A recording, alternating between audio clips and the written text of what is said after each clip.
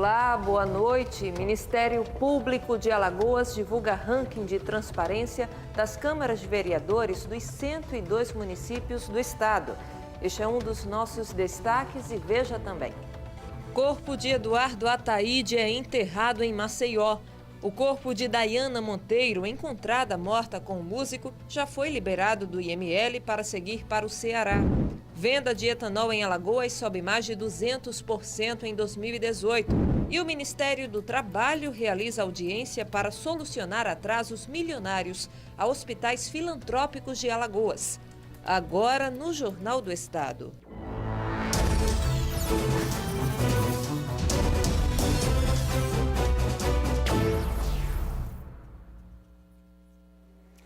Na tarde de hoje, o corpo de Dayana Monteiro, encontrada morta com o músico Dudu Ataíde em uma casa no bairro do Farol, foi reconhecido pelo irmão que veio de Fortaleza.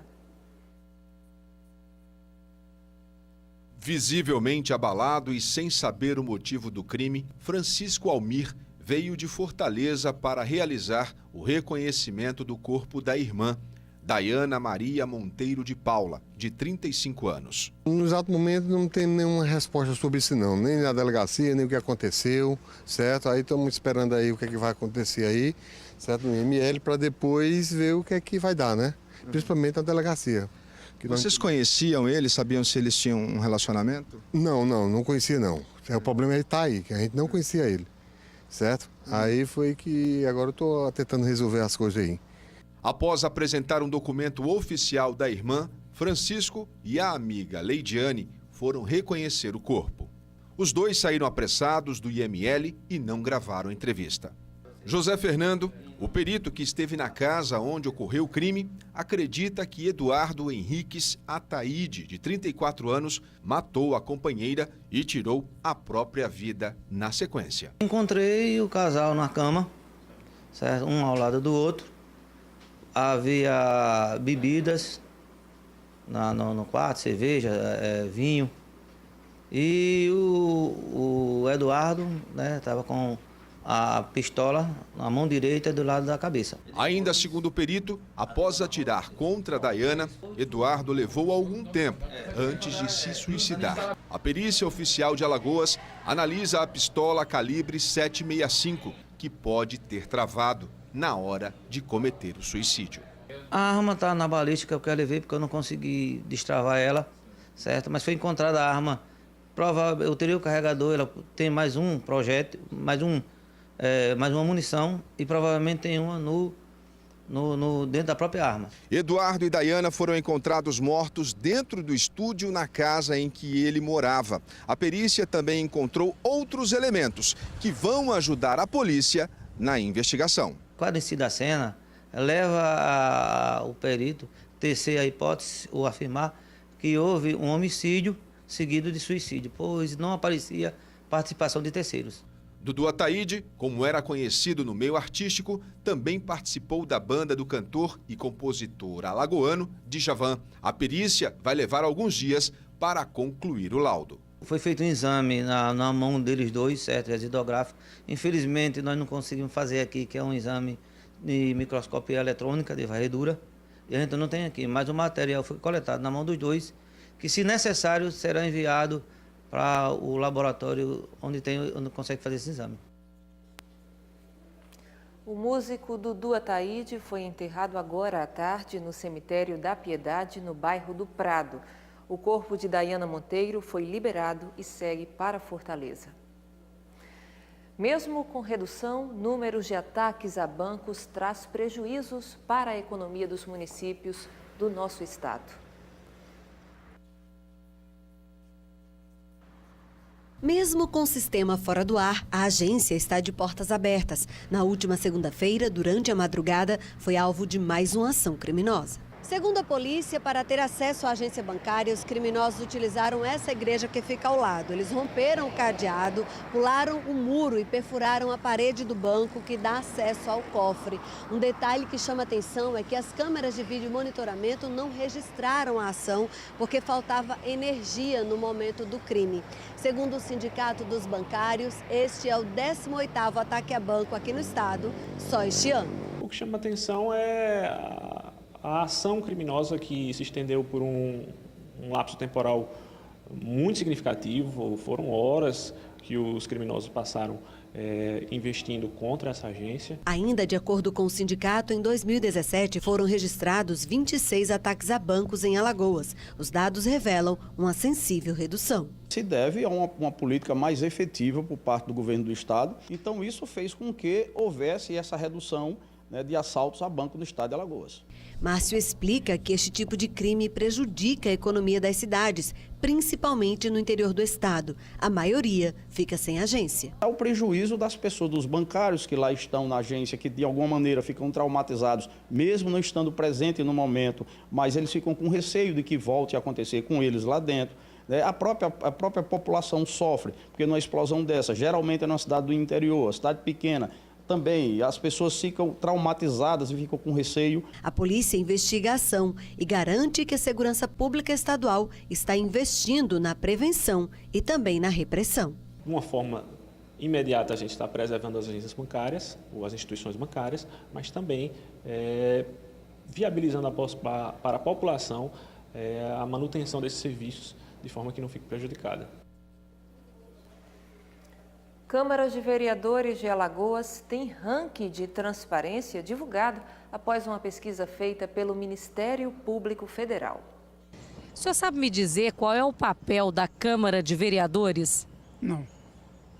No momento não sei lhe dar a resposta não. Né? Deliberar as coisas que devem ser feitas no município, ou seja, ajudar a gerir a renda do município, onde é que vai ser aplicado a renda do município. O Ministério Público de Alagoas divulgou o ranking da transparência das câmaras de vereadores dos 102 municípios alagoanos. O levantamento foi feito de outubro de 2017 até dezembro deste ano. Sensibilizasse aos senhores presidentes da necessidade da instalação desses portais transparentes, porque se assim não fosse feito, o Ministério Público teria que agir na forma da lei, obrigando a que todos eles atendessem todos os dispostos legais no que diz respeito à transparência. No início da pesquisa, 77 municípios não tinham o portal eletrônico da transparência. Embora insuficiente, a melhor Câmara era a de Arapiraca. 93 municípios conseguiram o resultado desejado. 6 resultado moderado, 2 insuficiente e 1 ruim, a Câmara de Boca da Mata, que apresentou a pior nota, 30, na escala de 1 a 100, seguido de Canapi com nota 56, Belém 65 e Feliz Deserto com 71,5. 3 câmaras conseguiram nota máxima, Rio Largo, Junqueiro e Tanque d'Arca. 79 termos de ajustamento de conduta foram firmados antes do início da avaliação. As câmaras de vereadores que não cumpriram os requisitos previstos em lei sofreram ações judiciais. Campo Grande e São José da Tapera, por exemplo, sofreram ações por improbidade administrativa. Coqueiro Seco e Bateguara, ações civis públicas. A partir disso e também de outras atuações dos promotores de justiça, o resultado hoje é muito satisfatório e podemos dizer que a transparência efetivamente chegou nas câmaras municipais de Alagoas. Eu lhe disse Ministério Público Federal, mas me equivoquei. Trata-se do Ministério Público Estadual. Por isso, eu lhe peço perdão. Para acessar o resultado, você vai neste site que está aqui na tela, entra lá e você vai ter acesso ao resultado. Está aí. Beneficiários do Plano de Saúde dos Servidores Estaduais, o IPASEAL, estão enfrentando dificuldades para conseguir tratamentos. Uma reunião foi realizada hoje no Ministério Público do Trabalho em busca de uma solução para o problema. A reunião na sede do Ministério Público do Trabalho contou com a presença de representantes do governo do estado, de hospitais e dos trabalhadores. O objetivo é uma solução definitiva acerca do atraso nos repasses de recursos financeiros a hospitais filantrópicos de Alagoas. Segundo o presidente do Sindicato dos Empregados da Saúde do Estado, a dívida vai na casa dos 16 milhões de reais. Ele afirma que, por conta disso, cerca de 10 mil funcionários estão com salários atrasados. Isso também gera um desconforto, porque o servidor público ele paga o seu plano em dia, porque é descontado do salário. No entanto, muitos hospitais e clínicas de Maceió e Alagoas não querem mais atender o imparcial. Ou seja, o prestador, o servidor, ele paga em dia, mas está em busca de atendimento e está sendo negado, porque o imparcial não está fazendo repasse aos parceiros, ou seja, os prestadores de serviço. A denúncia feita pelos funcionários diz que a dívida é do Instituto de Assistência à Saúde dos Servidores do Estado de Alagoas, o IPASEAL, órgão que é ligado à Secretaria de Planejamento e Gestão. É muito estranho o sindicato levantar essa questão, que o Estado tem eventualmente um passivo com os hospitais, isso não ser questionado pelos hospitais. Quem deveria estar questionando eventualmente algum passivo dos hospitais eram os hospitais em relação ao Estado. Então, assim, foi levantado um valor de 16 milhões que a gente desconhece. Existem algumas questões, inclusive do governo anterior, que a gente tem levantado, passou pela Controladoria Geral do Estado, despesas sem empenho, de forma muito irregular, então tem um trâmite em relação a isso. Algumas que a gente conseguiu apurar regularmente, o Estado já fez esses pagamentos. Esse valor de 16 milhões, eu não sei de onde o sindicato levantou, mas o que é mais importante aqui é colocar que o Estado, nesse caso, não deveria ser polo dessa discussão. Quem deveria estar aqui eram os hospitais com os seus servidores.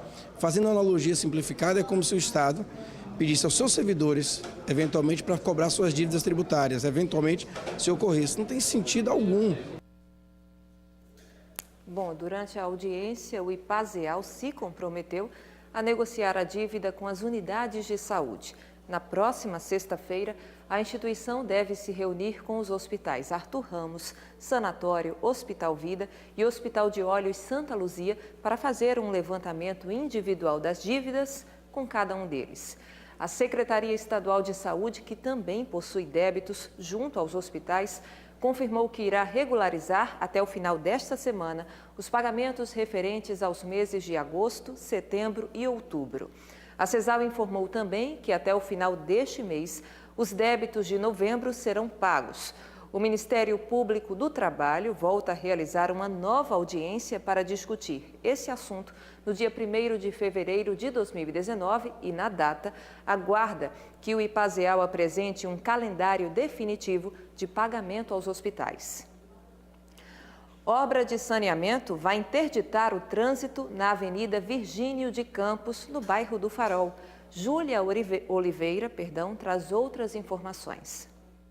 Olá, Italine. Olha, agora no finalzinho da tarde, apesar do trânsito intenso aqui na Avenida Virgínio de Campos, o trânsito ainda está liberado. A previsão de interdição é para as 9 horas da noite e a obra de saneamento será feita entre as ruas Frei Caneca e José de Alencar, apenas nesse trecho da avenida. Por isso é importante que os condutores que normalmente trafegam por essa região fiquem atentos às mudanças e também à sinalização da SMTT, que vai estar no local entre as 9 da noite e a 1 hora da manhã. Nós vamos conferir agora no mapa como vai funcionar a interdição e que opções, que alternativas de tráfego os motoristas terão. Os condutores que precisarem trafegar pelo local poderão utilizar a Rua Frei Caneca em direção à Avenida Fernandes Lima, no Farol, ou a Avenida Frânio Lages, no Feitosa, normalmente. Já quem vem pela Rua José de Alencar com a intenção de acessar a rua interditada para chegar ao bairro do Feitosa, deverá ir em direção à Avenida Fernandes Lima para, assim, seguir até o seu destino final. Você que precisa andar por esse trecho já fica atento aí às mudanças. Um acidente entre uma moto e um caminhão na BR-423 em Ouro Branco, no sertão de Alagoas, terminou com uma pessoa morta. O corpo da vítima, que conduzia a moto e não teve a identidade revelada, ficou dividido em várias partes na rodovia. O acidente foi na tarde de hoje. E veja no próximo bloco, venda de etanol em Alagoas sobe mais de 200% em 2018. E ainda, Marília Mendonça faz show gratuito no centro de Maceió esta noite. É já já.